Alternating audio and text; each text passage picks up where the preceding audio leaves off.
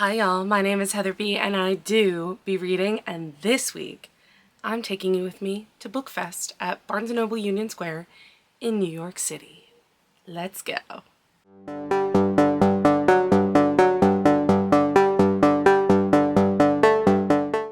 I am so stoked to be going to Barnes & Noble BookFest at Union Square, Barnes & Noble in New York City tomorrow. I cannot wait, okay? I've been going to this event for the last 3 years, and I know some people were bummed because the prices were more this year. I get it, but that's the price you pay for having your event get so popular. This is what happens when stuff blows up on TikTok, okay? For those of you that don't know what in the heck I'm talking about, that's totally fine. I'm going to explain it.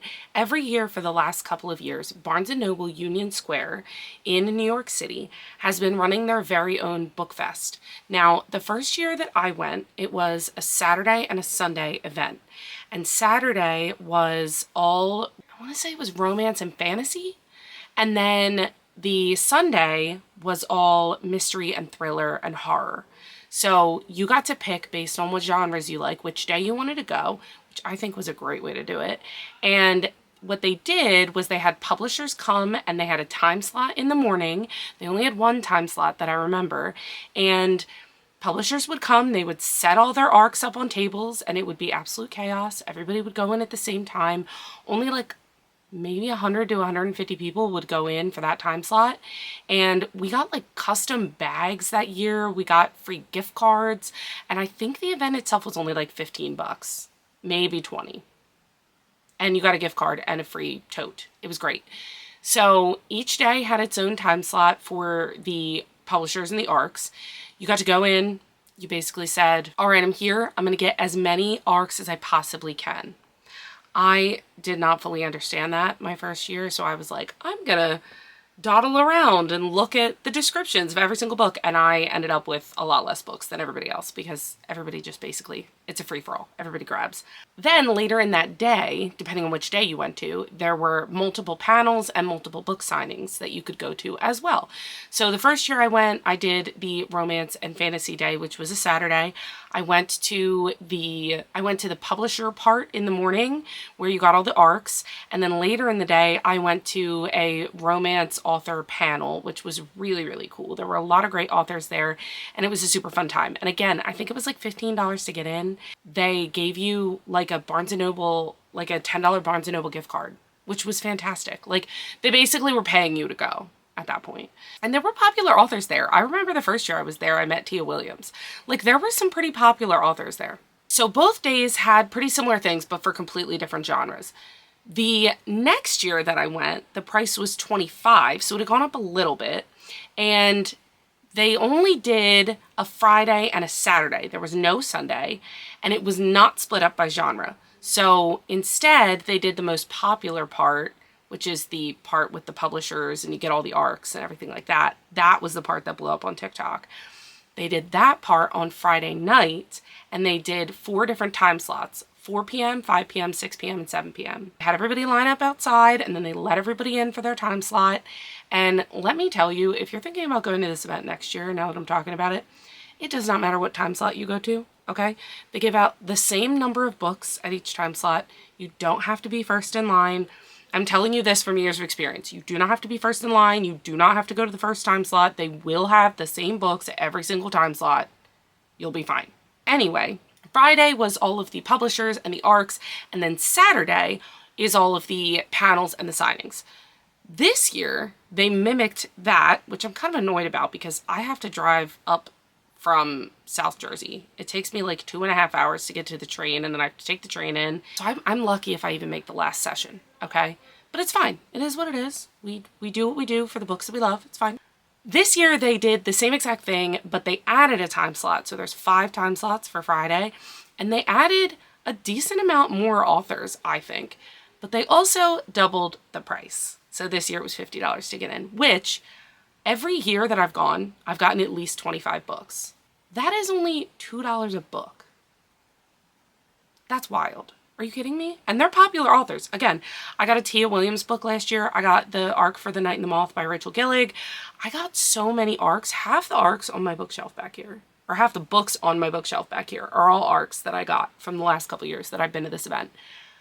I love this event so much, and I'm so excited to be able to go again this year. I'm so hyped. Again, I know people are mad about the ticket price. I will gladly pay it. In my opinion, as someone who has been to this event and been successful with grabbing books, I think that this event is well worth $50, if not more.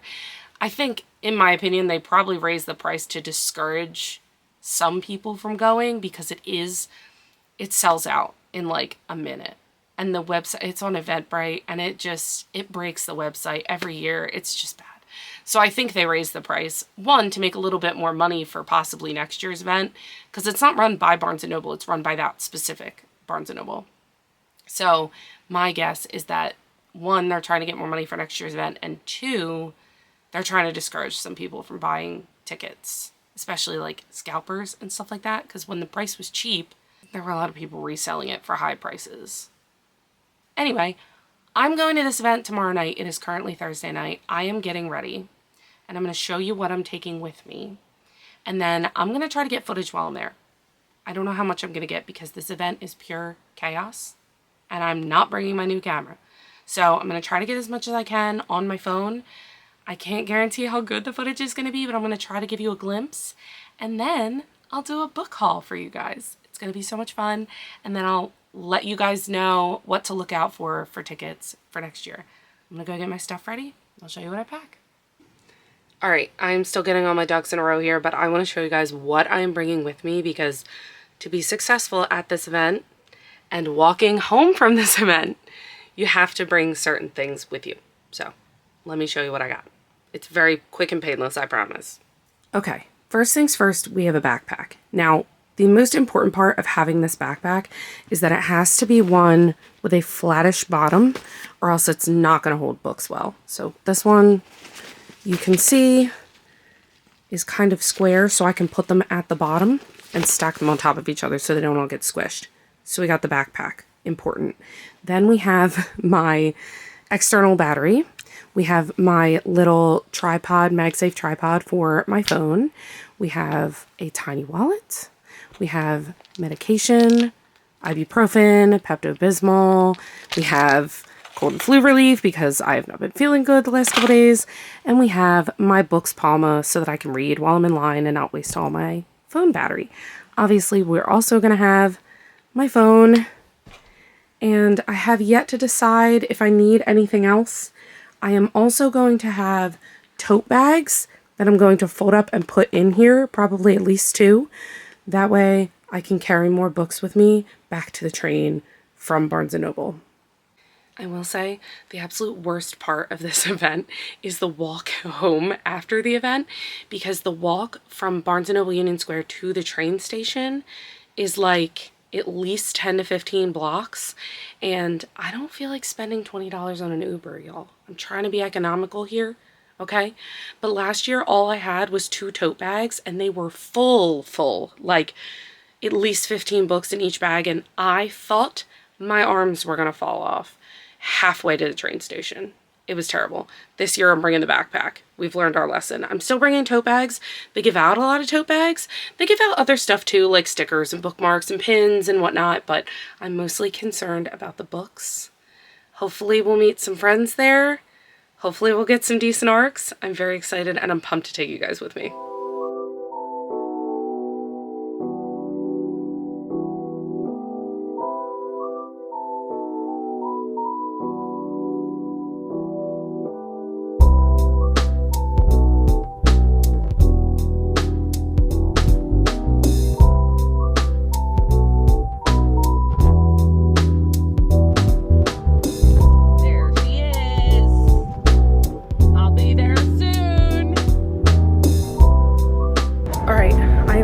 Station, and I'm 2 hours early for BookFest. I just checked the radar, and it's gonna rain for the next like 3 hours. Pray for me all.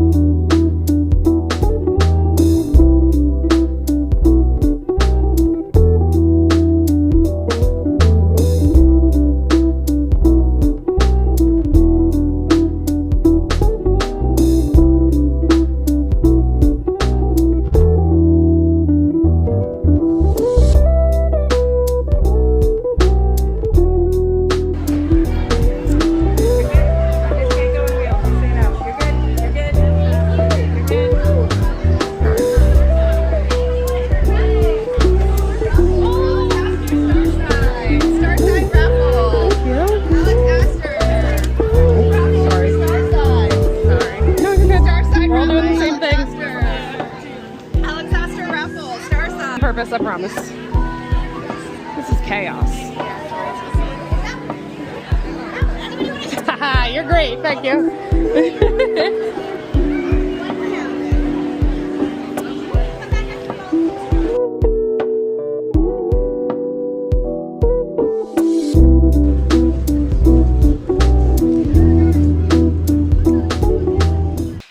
All right, y'all, it is Saturday. I am exhausted. I'm still fully recovering from everything that happened at BookFest yesterday, mostly just the carrying of all these books.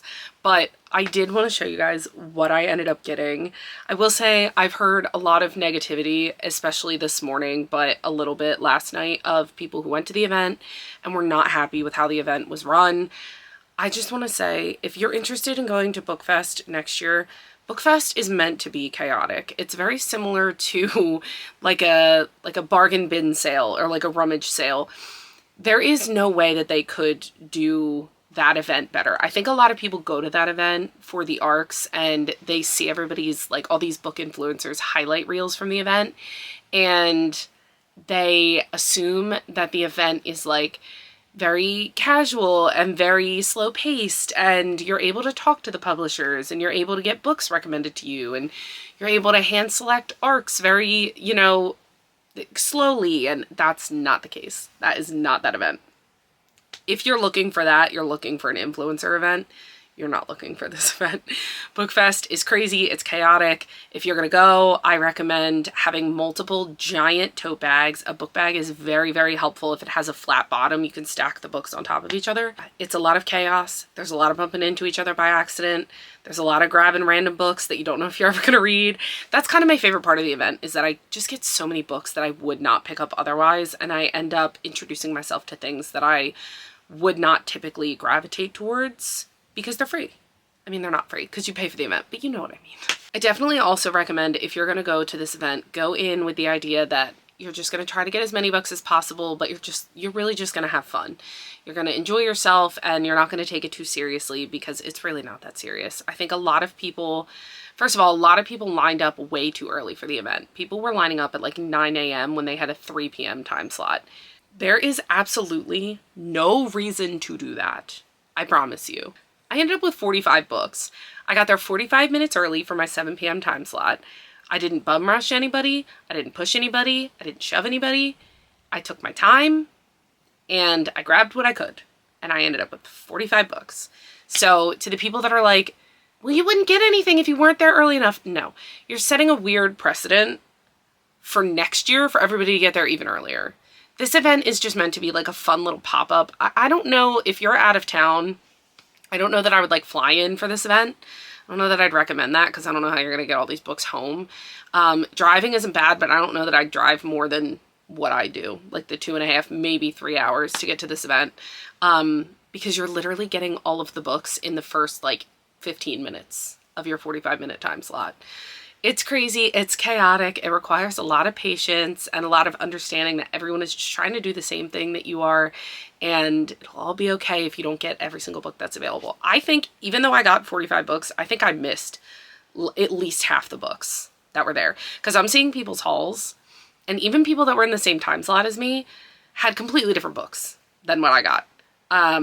There were 1 or 2 books I'm kind of bummed I didn't get, but honestly, I felt the same way last year after seeing everybody's hauls, and I can tell you right now, a year removed from that, don't even remember what the arcs were.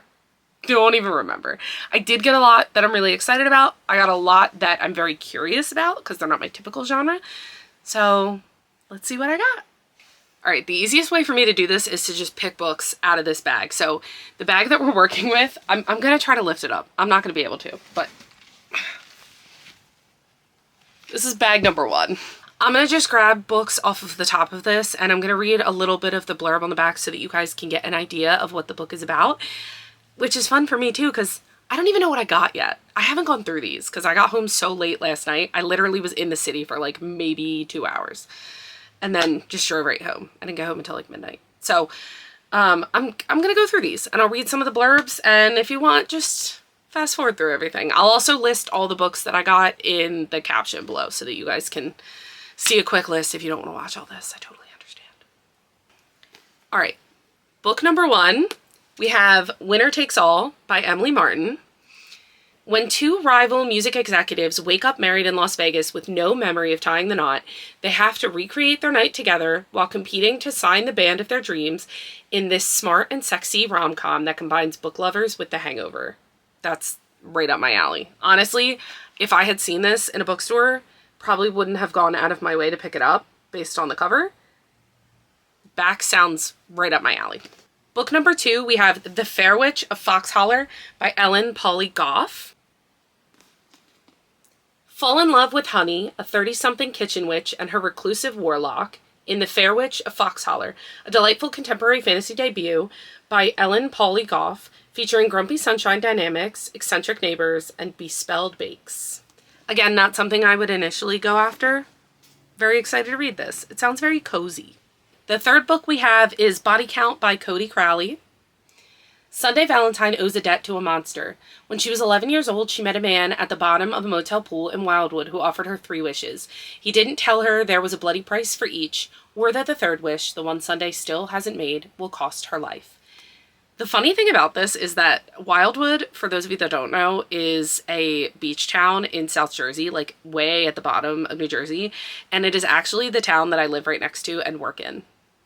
So the fact that I picked this up is absolutely insane to me. It makes me really excited to read it because things are set in Wildwood or Cape May, which are the 2 beach towns I live next to, fairly often, but they're not anything that I ever pick up to read, and I'm really excited about this.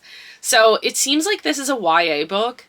It says none of Sunday's cheerleader friends know what she survived 7 years ago to become the prom queen they know today. So when the team heads to the Jersey Shore to celebrate, Sunday has no choice but to join them. She throws herself into junk and hookups, the rides on the pier, and the squad's annual Slut Cup. Highest body count wins. And when she meets Leah, a dark-eyed guitarist with dreams of stardom, Sunday thinks the trip might actually be worth the risk. But what she doesn't know is that Leah is as hungry for wishes as Sunday was 7 years ago, hungry enough to unleash the darkness still lurking in Wildwood. Now there are eyes like silver coins watching Sunday from the shadows, and teeth like a rusty saw glinting in the light of the boardwalk, because she still owes that debt, and whatever it takes, whoever he has to kill, this time the monster is determined to get what he's owed. This is a feminist coming of rage, not coming of age, horror skewering a society that expects girls to be objects of desire with no hunger of their own. I think that this sounds fun. I'm mostly just excited that it's based in Wildwood. Again, not really something that I would go out of my way to pick up, but it sounds like a good time. All right, book number 4, we have Thornbird by E. Kennedy. The world is hunting for answers, but what if the truth leads straight to you? 10 years after her father, the infamous serial killer Gabriel Thorne, was caught, Ryan Shipley is back in Starling, Tennessee, trying to lie low. No one can know who she really is. No one can know the truth about her past. But as fresh eyes peer deeper into the case, old secrets refuse to stay buried. Cryptic texts, eerie coincidences, and a chilling note leave everyone wondering, does Ryan know more than she's letting on? As the truth unravels, one thing becomes clear. In a town full of secrets, Ryan might be the biggest mystery of all. Book 5 is Sparks Fly by Hazel Henry. The holidays are having a summer to remember. Georgia can't wait to get back to Laurel Lake, where she'll be too busy lifeguarding to miss her boyfriend, Reese. She certainly won't get distracted by the local boy who seems to be determined to catch her eye. Daisy is finally old enough for a summer job at the club, which she hopes will take her mind off wondering whether she and Owen are dating now, and whether it's wrong to spend time with Mateo, the hot older guy who never treats her like a little kid. Eden is on thin ice with her parents, who think that learning to survive in the woods will fix her. But seriously, a backpacking class with her ex-infatuation and forever arch-nemesis, Leo? She'd rather hike all the way back to New York City. Equal parts fizzy summer romance and heartfelt family story, the first installment of the Holiday Girls series is a sun-drenched tale of navigating love, friendship, and becoming your best self with your best friends at your side. All right, for book number 6, we have Breakout, which is by 6 different authors. It says 6 critically acclaimed best-selling and award-winning authors pile the intrigue and bodies high on the unforgettable spring break in this non-stop twisty thriller. So, again, something I wouldn't naturally gravitate towards, but the fact that there's 6 different authors in this relatively short book is pretty freaking cool. Like, I'm really intrigued to read this now. Book number 7, we have This Blade of Ours by Shalini Abeysekara. Abeysekara? I hope I'm pronouncing that right. I'm so sorry if I'm not. The dazzling and gripping conclusion to the #1 international bestseller, This Monster of Mine. Okay, so this is a final book in a series that I have not read, which this happened to me last year too. Last year I got 1 or 2 books that were fantasies that were either like the second book or the third book in a series, but it sounds like this one is just a duet. So I will have to look into what the first book of this is. I don't want to read the back because I don't want to give anything away, but I'm going to have to look into the first book of this. Book number 8, we have The Cafe of Infinite Doors by Zara Marielle. This page-turning contemporary fantasy debut, steeped in magic and self-empowerment, draws a rivalry between 2 goddesses into a woman's constricted life. Book number 9, we have Funerals Are for the Living by Sami, Ellis. I almost didn't pick this book up because it doesn't sound or look like something that I would ever read. And then I did pick it up and I read the back and I was very intrigued. A month ago, Junie Daniels was in a car crash that left her with a dead sister, fragmented memories of the crash, and a mother too checked out to plan the funeral. The cheapest burial plot Junie could find is in the next town over. Sure, Williamsville is still proudly named after a slave master who was rumored to dabble in dark magic, but this is North Carolina, after all. When unexplained occurrences start happening in the graveyard, though, Junie and her best friend, Omari, investigate, and it's not long before Junie and Omari are taken. Williamsville wants both Daniels girls, but Junie will do anything to protect her sister, even if it's only her corpse. This is a YA horror novel, which honestly I feel like you don't see a lot of, and it sounds very intriguing to me, so I'm very glad I picked that up. Book number 10, we have Lark and Kasim Start a Revolution, and this is by Kacen Callender. Again, this is another one that I almost didn't pick up, and then the second time around to the table, I ended up grabbing it because it was still there. And let's see what it's about. Lark Winters wants to be a writer, and for now that means posting on their social media accounts anything to build their platform. When their former best friend, I think it's pronounced Kasim accidentally posts a thread on Lark's Twitter declaring his love for a secret unrequited crush, Lark's tweets are suddenly the talk of the school and beyond. To protect Kasim, Lark decides to take the fall, pretending they accidentally posted the thread. It seems like a great idea. Kasim keeps his privacy and Lark's social media stats skyrocket. But living a lie takes a toll, as does the judgment of thousands of internet strangers. Lark tries their best to be perfect at all costs, but nothing seems good enough for the anonymous hordes, or for Kasim, who's growing closer to Lark, just like it used to be. This actually sounds really cool, and definitely something I would actually pick up, so I'm glad I did. I think the cover kind of confused me. This almost looks like a non-fiction-y kind of cover, in my opinion. Maybe like a political non-fiction-y type of book. I feel like I've seen books with similar, with like the graffiti type, and that's kind of what it gave to me when I first looked at it, but it sounds kind of interesting. Book number 11 is Her Life in Ruins by Cynthia W. Gentry. Now this looks like something I would pick up at a bookstore. Life as she knew it is ancient history. Brilliant but a train wreck, Catherine Saunders is this close to getting her PhD in archaeology from Stanford. All she needs to do is finish her dissertation, and then everything she's endured over the past 6 years, summer digs in sweltering rainforests, comically disastrous hookups, and bloated student loan balances, will be worth it. Then the subject of her dissertation, a priceless Maya artifact, is stolen. With the help of her enigmatic research partner, Yolandra, and her very attractive, very exasperating fellow grad student, Nick, Catherine traces the stolen vase to a notorious antiques forger in Mexico. It's only a matter of time before it disappears forever, along with Catherine's entire academic career. Unless she steals it back. On the trip to the Yucatan, littered with pampered tourists and greedy collectors, Catherine's closest ally is Nick, whose sincerity and principles are nearly as unhelpful as her growing attraction to him. Will she risk her integrity to achieve her dreams, or will her ambitions and love life end in a tank of cheap wine and bad decisions? And it says at the bottom it's for fans of Love Hypothesis. Are we kidding? This is me. This is me to a T. Book number 12, we have Enemy of My Enemy, which is by Alex Segura, and this is a Daredevil Marvel crime novel. I think I got something similar to this last year. I want to say I got a different Marvel type book, and to be honest, that's the main reason I picked it up, because I really enjoy Marvel. So I'm very intrigued about this, and I need to see if this is part of a series before I start it, because it does say that it's a Daredevil Marvel crime novel. So I have a feeling this is not the first one in the series. So I'll have to look into that a little bit. Book number 13 is Nasty Little Secrets by Gabbie Hanks. An infamous murder case is blown back open when a crime writer's sister goes missing, and her best-selling book might be the key to finding her. This sounds perfect for like true crime type of people, or people that listen to true crime podcasts. This, just based on that tiny little blurb alone, sounds like something that would be right up a person's alley who listens to true crime podcasts. Book number 14, we have Drown the Bones by Alexandra Kennington. The spare heir must work with an enemy prince to discover who murdered her twin in this gripping, slow burn romantasy. Again, if I was just looking at this cover, as pretty as it is, I would think that this is more high fantasy than what I would naturally or normally pick up. But just that little blurb on the back is exactly something I would look for. And it says it's coming out this November. I probably should have said that with all the other books too. I will say, looking at these books, a lot of them seem to come out super soon. Some of them come out next month, some of them come out the month prior, but a few of them come out towards the end of this year. I will say, when you go to BookFest, one of the biggest casualties of BookFest is that sometimes your books get damaged because you're carrying them around in these giant tote bags that have like no structure to them, and you're just like throwing stuff. So I'm very bummed when that happens, but it's not too bad, so it's fine. Book 15 is Unbound by Peyton, Corinne.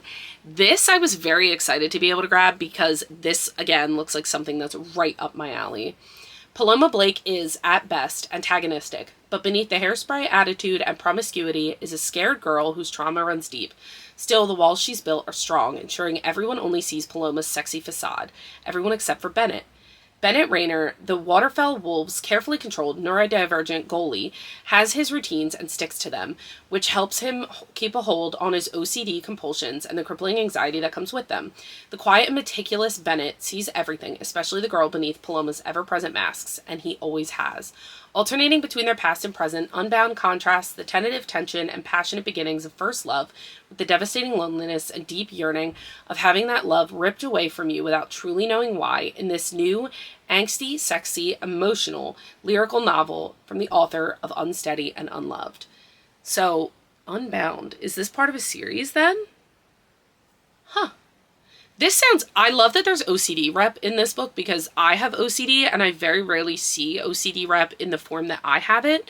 I have what they call real OCD, so it's all like thought based. I don't have any like physical compulsions that I do. So most of the time when you see OCD representation, it's the typical, like, I don't know, I feel like it's the easiest form of OCD for people to comprehend, which is the OCD where people are kind of seen as germaphobes, like they have to clean everything, or you know, things like that. Or sometimes you get the ones where their compulsions are like, I have to flick this light switch 5 times. I feel like when they're physical compulsions, people understand them better, and I'm kind of hoping this book has a little bit of the mental compulsions that I have, because it'd be cool to see that represented in a book. All right, book number 16, we have Bloodbound by Elise Hunter. I ended up grabbing this like way towards the end, and I don't know how I got this because just the cover and the back of this book are insanely intriguing to me. Literally all you get, there's no like blurb or description or anything. You duel or you die above the title, and then on the back it says choose a side, and that's it.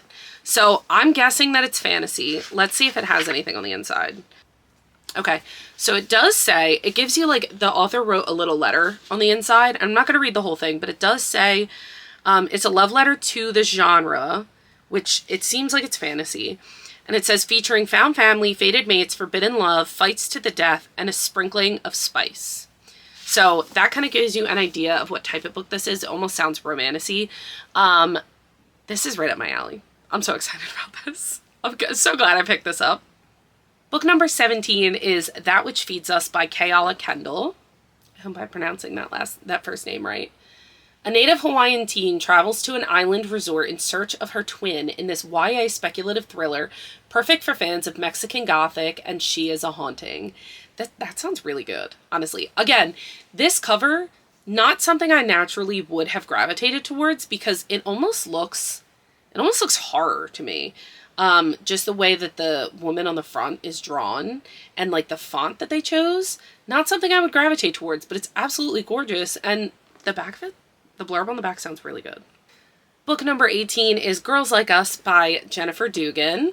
In this sequel to Some Girls Do, two girls struggle when long distance complicates their relationship. Ruby and Morgan fell for each other during their senior year of high school, and now, almost a year later, they are determined to keep their spark alive, even while they are apart. Morgan is studying public policy on a track scholarship at a university several hours away, while Ruby stayed in their hometown and is exploring her love of mechanics in the automotive engineering program at the local community college. Despite their best efforts, the space between them begins to weigh on the girls, and with new friendships and flirtatious classmates adding complications.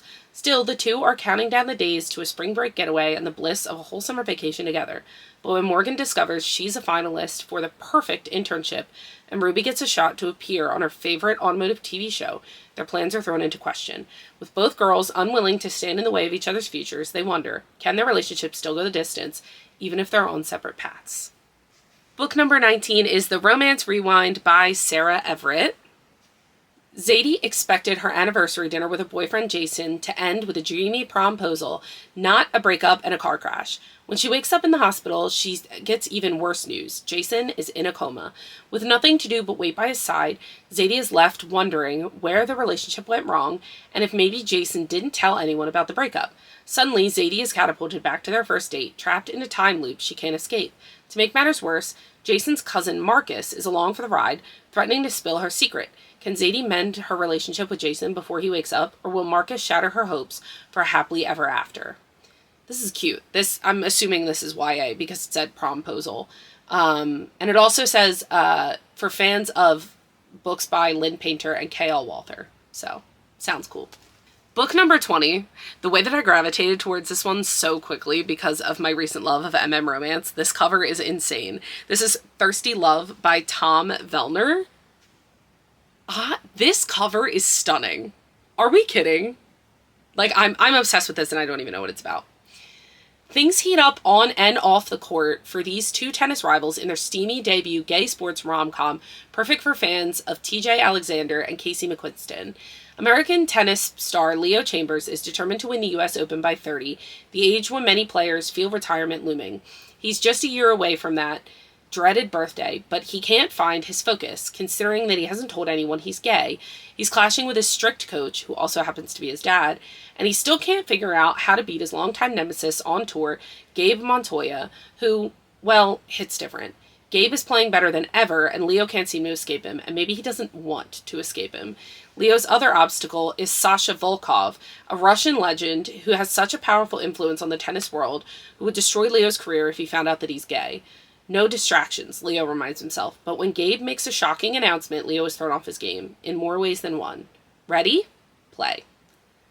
Oh, it's 30 Love, not Thirsty Love. Oh my god, I'm dumb. I'm sorry. 30 Love because it's tennis. That makes so much more sense. I don't know why I kept reading it as Thirsty. Sorry about that.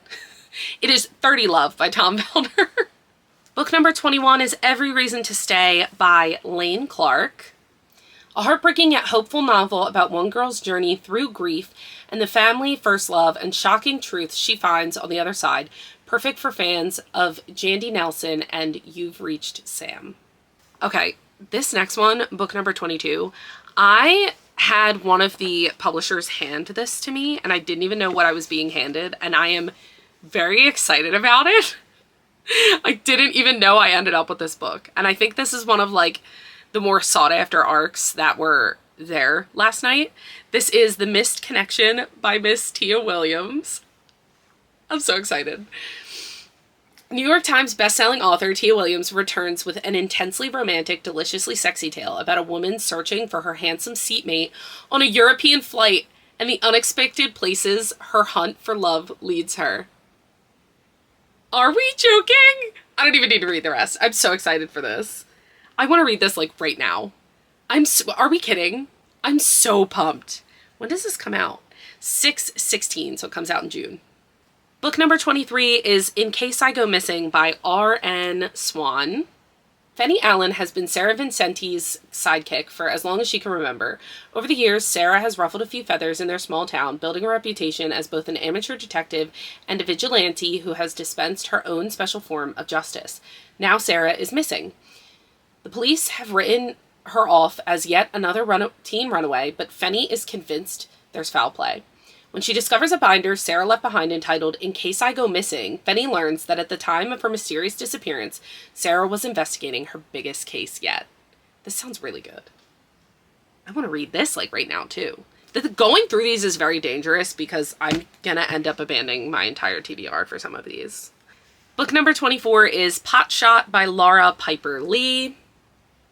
Nomi Wyeth, former valedictorian and current pothead, dreams of opening her own dispensary. Cannabis has given Nomi relief from Crohn's disease when nothing else could, and she loves helping others find the same comfort as her. But Nomi's plans are interrupted when Dr. Julian D'Angelo, former salutatorian and current asshole, returns home with a probation to serve at the town clinic and his lifelong vendetta against weed. When an accident lands Nomi on Julian's exam table, he's appalled to discover his old rival is still gorgeous, still hates his guts, and worst of all, is opening an immoral weed bordello next door. From potluck fundraisers to city council meetings, Nomi and Julian battle all over town as their feelings for each other become harder to ignore. It's tough to say what will change first, their minds or their hearts, but one thing's certain, they're not going down without a fight. This sounds so cute, and I've never experienced any book, let alone a romance book, that involves weed. So this is really cool. I like that, like, this is where we're going now. Instead of the person owning, like, a shady little bar, they own a dispensary. Book number 25 is A Dead Thing Like Me by E.G. Young. I absolutely love the colors for this cover. I am a thing people can't see. That is not the same as being dead, is it?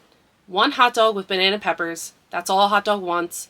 An invisible teenage ghost. She haunts a food cart outside the Metropolitan Museum of Art until one night she's accidentally summoned via Ouija board to a house party in Florida where finally, people can see her. All the party guests scatter except for Logan, the cool artist girl who doesn't just see hot dog. She actually wants to talk to her. Logan, who isn't scared of hot dog's stitched mouth or chattering dress. Logan, who's grieving her own dead BFF and called hot dog by mistake. Hot dog wants to prove it's not a mistake. She can be Logan's new best friend. She can go to Logan's Halloween party. She can eat snacks, have sleepovers, and hang out. She can definitely smile without scaring people. Exactly like a real, living, human girl. There's one problem. Hot dog's not a real living human girl, and something in Logan's sprawling house knows it. It scratches like rats in the walls. It opens a secret door in Logan's attic. It wants to drag Hot Dog into the nothingness where dead things go, and unless Hot Dog can confront the dark truth of how she died, it'll unmake Logan too. Gorgeously strange, stunningly written, and darkly funny, this paranormal YA novel masterfully melds camp and creep into a beyond the grave coming of age. This, again, definitely something, even if I read the back, would not have picked up on my own, but I feel like I could have a lot of fun with this. Like, I feel like this could be a really quick, fun, silly read for me, and that's really the beauty of BookFest. For all the people complaining about how chaotic it was, this right here is the beauty of BookFest. Alright, y'all, the first 25 books are done, and we are officially moving on to bag number 2. I'll try to hold it up. Bag number 2. One cool thing that I did get was this umbrella from Epic Reads. And I also got, before we continue with the rest of the books, I also got a cool sticker. I didn't grab any bookmarks, which I'm kind of bummed about. I might use this as a bookmark, honestly. Cool sticker from Epic Reads.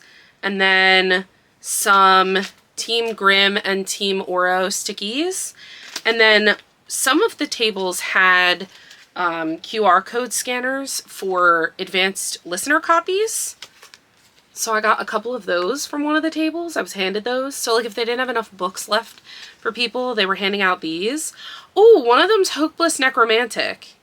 And I heard that that one was, a lot of people were excited about that book and I haven't heard of it. So that's kind of cool. So I can listen to that. I think it's a listening copy. Oh no, it's a NetGalley copy. It's an e-reader copy. Oh my god, that's so fun! I thought they were listener oh my god, that's even better. Oh, I'm so excited. This is how well I listen. I mean, it was very chaotic, but yeah, so I got a decent amount of those. That's really exciting. All right, now we get back into the books. We're on book number 26. Book number 26 is The Lustrous Dark by, I'm gonna butcher this last name, Loretta Shefchowny? I definitely butchered that. I am so sorry. Orphaned as a baby, Shay has spent her life training as the midwife's apprentice. Her role grants her stability, yet Shay has always yearned for more, namely motherly affection and answers regarding her mysterious birth, neither of which the midwife deems practical to provide.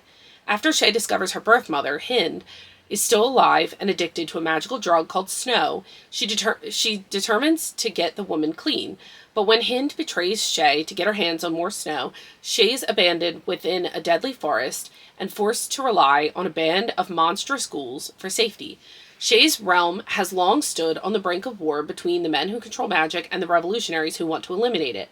But in the forest, Shay hears the pleading call of ancient spirits who claim that not only has magic been stolen, but Shay has the power to return it. With the help of a Spitfire revolutionary and the boy who's winning over her heart, Shay discovers the horrific truth of who produces snow and will have to decide for herself whether to heed the spirit's charge or fade into obscurity. Again, not a book that I would have picked up on my own, but very intrigued by this and definitely something I'm excited to read. Book number 27, we have The Game of Oaths by S.C. Bandretti. It's 1896. Beneath a hotel in the heart of Paris is the famed Le Cercle des Ombres. I definitely said that wrong. Led by ringmaster and enchanté Jean-Pierre, but behind the dazzling spectacles, the circus performers are bound by magical contracts, also making them potential players in the annual Game of Oaths, an underground bloodthirsty tournament watched by the wealthy elite. 12 will compete, 11 will die.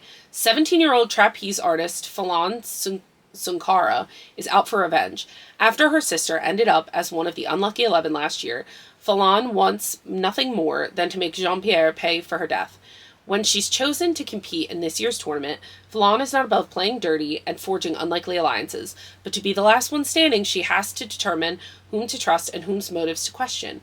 Vengeance on top of survival is a dangerous gamble, and in games like this, the house always wins. This sounds so cool. Oh, I'm excited about that. It said there's interior pictures. Oh, is it this map, maybe? Okay. Because it says on the back, some interior images are not final, which I've never seen on an ARC before, because normally the ARCs I get are just romance and they don't have images. But that's kind of cool. I'm very excited about that. Book number 28 is Such a Lucky Girl by Wendy Hurd. Perfect for fans of Rory Power and Tiffany D. Jackson, this twisty horror novel follows a magnetic young influencer who gets ensnared in a web of dark, jealousy-fueled magic. 3 years ago, Bella dumped her best friend, Carrie, to follow her dreams of becoming an influencer. It worked. She is such a lucky girl, famous for her epic manifestation glow-up and dedicated to helping other girls be lucky, too. She's living the dream, success, sponsorships, and fame. She burned her old life to the ground and never looked back, leaving Carrie behind, alone, angry. When Carrie picks up a vintage self-help book on shadow work, she's fascinated by the suggestive rituals. Get back at those who have wronged her? Yes, please. She has one person in mind, and that girl is smiling at her millions of followers, having forgotten Carrie long ago. But there's something attached to the book, something dark and ancient, and Carrie and Bella may not be ready for what is about to be unleashed. I really need to start reading more horror. The girls that were in front of me in the line at BookFest were super, super, super nice, and they were both very into horror books, and we ended up standing, when we were waiting in line inside, we ended up standing right next to the horror section, and the one girl in front of me was giving such succinct and really good recommendations for each book, like little tiny little one-sentence blurbs, and she made all of them sound so good, and I was like, why don't I read more horror? Like, what am I doing? Why not branch into that? And again, the best part about BookFest is now I can just pick this up. You know what I mean? Book number 29 is The Ocean Would Paint Me Blue by Zulfa Katu. I hope I'm pronouncing that right. Again, really sorry if I'm not. 17-year-old Jihad Dabag has always seen life with a heightened sense of colors. one of many magical blessings the women in her family possess. But Jihad's gift changes depending on her mood. When depression sets in, the world is a colorless oasis, and in the wake of her mother's sudden death, the world has become a permanent shade of gray. Broken by tragedy, Jihad's family doesn't believe her color loss. Her father sends her to the elite Braxton Academy to finish her senior year. There, Jihad's name and hijab put a target on her back. Her haven comes in the form of an old sketchbook carved from a tree in Syria, a country she only knew through her mother's stories. Jihad hasn't picked up a brush in over a year, but finds herself channeling the colors of her hurt, pain, and grief as she paints the story of her mother's journey in Syria. When graffiti of that same mural starts magically popping up all over New York, her art goes viral, and the world takes notice. But after one of her murals appears on the walls of Braxton, the bullying only escalates, and the threat of expulsion is imminent. To reclaim her voice, Jihad will have to paint a new future for herself and Braxton, guided by the resilience of her mother's story. Wow. Again, not something I would have picked up naturally, but this sounds really good. Book number 30 is No One Leaves the Manor by Kelly McWilliams. Debutante dreams become bloody nightmares in this deliciously twisted, fast-paced YA gothic horror, perfect for fans of House of Hollow and their vicious games. Book number 31 is The Dragon Has Some Complaints by John Wiswell. I love this cover. In this heartfelt and humorous fantasy, a dragon whose 3 heads bear rather different personalities finds family in the most unexpected of places. From the Nebula-winning author of Someone You Can Build a Nest In. It says, it's a cozy fantasy intertwined with epic battles, with loving friendships, sharing an utterly unique perspective on what it means to be a monster. Book number 32 is A Murder Most Camp by Nicholas Didamizio. Mickey Hartford the Fourth has coasted through his 20s in a distracted blur of yachts and sex and partying, but when his father discovers his latest $1 million impulse buy and changes the terms of his trust, the party's finally over. Now, unless Mikey can make a positive contribution to the world before his 30th birthday, one that doesn't involve throwing cash at his problems, he'll never see another yacht again, or even so much as a canoe. See, this sounds funny. Okay, so one of the time slots before mine, one of the signers was Monica Murphy, and I don't know how I grabbed this book by her. I have no idea how this made it into my bag, but I just realized it's signed. So not only is an ARC by Monica Murphy, which I'm really excited about, but it's signed? Are we kidding? This is When Sparks Fly. 22-year-old heiress Rachel Henderson has one goal this summer: hide out at her family's lake house and recover from the most mortifying breakup Manhattan society has ever witnessed. Sun, swimming, and zero paparazzi. What could go wrong? But her quiet summer by the lake goes up in literal flames when a spa day candle mishap sets her mother's designer curtains on fire. When the local fire department shows up, specifically the ridiculously hot fire captain, the house is saved, but the captain scorches her pride with a lecture about fire safety. Determined to prove she can handle life on her own without her family's help, Rachel finds a new roommate and a new job. Too bad she's terrible at it. Oh, and she keeps running into Captain Tall, Dark, and Infuriating, which definitely isn't a hardship. The more time they spend together, the more their conversations start to get real, and Rachel finds herself falling for Wyatt. She thinks he might even feel the same way. The only problem? Wyatt is all about roots and permanence, while Rachel is the very definition of flighty. But this summer, she just might be tempted to stay.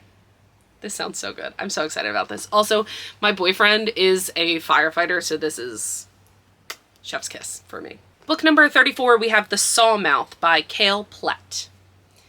When Cedar was a child, fragmented, tortured souls woke up in the world's most complex machines, destroying them and pushing technology back decades.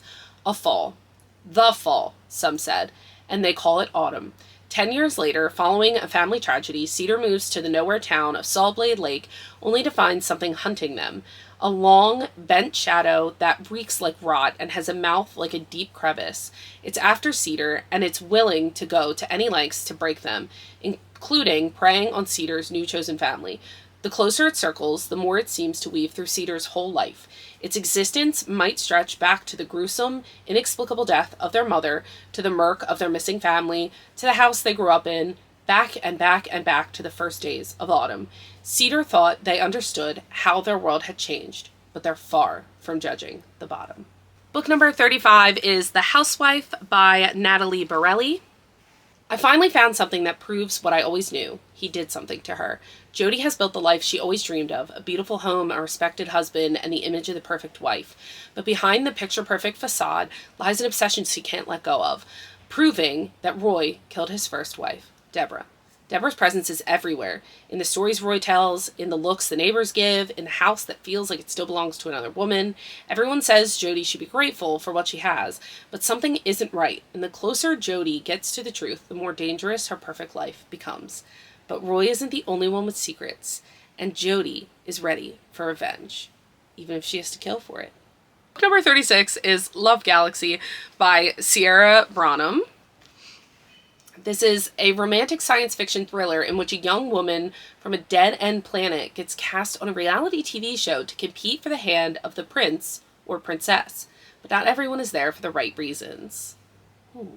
I don't think I've ever read a romantic science fiction before. I didn't even know that was a thing, to be completely honest. I mean, I should have guessed, but I'm excited to try this. This sounds really cool. Book number 37 is Pink Ink by Avina St. Graves. And I am very excited about this one because this is a dark romance, and I don't think I've ever gotten a dark romance from BookFest before. Sleeping with your professor is bad enough. Sleeping with a serial killer, that's just asking for trouble. Gothicana meets Dexter in this sinfully delicious dark romance about a film student who's secretly tracking the murders of a serial killer, unaware he's also her brooding professor. Perfect. No notes. Book number 38 is Puck by Samantha Allen. In this A Midsummer Night's Dream-inspired rom-com, Puck is a reality show producer, an agent of chaos with a talent for bringing people together and tearing them apart. Meet Puck, a non-binary 30-year-old mastermind behind Homewreckers, a dating show that puts troubled couples through hell with a little help from their exes. Used to being the one pulling the strings, Puck is shocked when their life undergoes a plot twist of its own, and their college roommate Mia announces her engagement to her ex's best friend, Damon. Having only recently broken up with a longtime boyfriend, Xander, and never having had much in common with Damon, who lovesick Lena has always pined after, Mia's news leaves their friend group reeling and Puck's mind whirling. When they arrive for a week of wedding festivities at an upscale resort in the Appalachian forest, Puck immediately sees that Mia's marriage will lead to misery and takes it upon themselves to save their friends by rearranging the couples without anyone finding out. But as Puck comes up against a Type A maid of honor hell-bent on making this wedding happen, it becomes clear that they will have to deliver the greatest stunt of their career. If only they can take their eyes off the bridesmaid. After all, the course of true love never did run smooth. Book number 39 is Hunger and Thirst by Claire Fuller. I absolutely love this cover. 1987. After a childhood trauma and years in and out of the care system, 16-year-old Ursula finds herself with a new job delivering mail at a local art school, a bed in a halfway house, and some new friends, including wild child Sue, when Ursula is invited to join the squat at the Underwood, a mysterious house whose owners met a terrible end. She can't resist this hodgepodge family, but as Sue's behavior and demands become more extreme, Ursula, who has always been hungry for food, but more importantly for love, acceptance, and belonging, carries out her friend's terrible dare, and for this, Ursula finds herself literally haunted. 36 years later, Ursula is a renowned reclusive sculptor living under a pseudonym in London when her identity is exposed by a true crime documentarian who is digging into an unsolved disappearance. But the filmmaker is not the only one who has discovered Ursula's whereabouts, and as her past catches up with her present, Ursula must work out whether the monsters are within her or without, and if they will finally make her pay for her past mistakes. And finally, book number 40 is Death on the Lanai by Rachel Ekstrom Courage. And literally the only thing I need to know about this book is this bottom right here, which says, A Golden Girl's Cozy Mystery. Are we kidding? I instantly want to read this. I want to read it right now. Look at this illustration up here. This is so stinking cute. Alright, so those 40 books are all of the arcs that I ended up with off of the tables, but some of the publishers were giving out raffle tickets that would go off at the end of your time slot. So each time slot had different raffle tickets, and they probably had some different raffles as well. So I never win anything. So I was like, I ain't gonna win any of these, but I'll take the raffle tickets anyway. We got all the way to the last raffle and I was getting ready to leave. I was literally putting the tickets away and they were like, yeah, this is the last raffle of the night. And I ended up winning. And I was like, oh, cool. I wonder what arc I got. Like, I know one of the arcs that they were giving out as a raffle was the Christina Lauren romance revival. So I was like, oh, I wonder what arc I got. I did not get an arc. Let me show you what I got. I ended up with 5 books, 4 of which are hardcovers, and they're all absolutely gorgeous. So these books, again, not arcs, so they're all out. I got The Absinthe Underground, which is by Jamie Pacton. I got Grave Flowers by Autumn Krause. I got Hollow by Taylor Groff. A Wild Radiance by Maria Ingrande Mora. And Vesuvius by Cass Bien, which Vesuvius is actually one of the arcs I got at last year's BookFest. So I'm very excited to have a hardcover copy of it. And these are all absolutely stunning. Like, I'm just so excited about these. I'm not going to read off what all of these are because, again, these were not arcs from the event. This was something that I won, and I am so, so thankful that I was able to win this raffle. It was amazing. I'm so happy. So overall, those are all the 45 books that I got.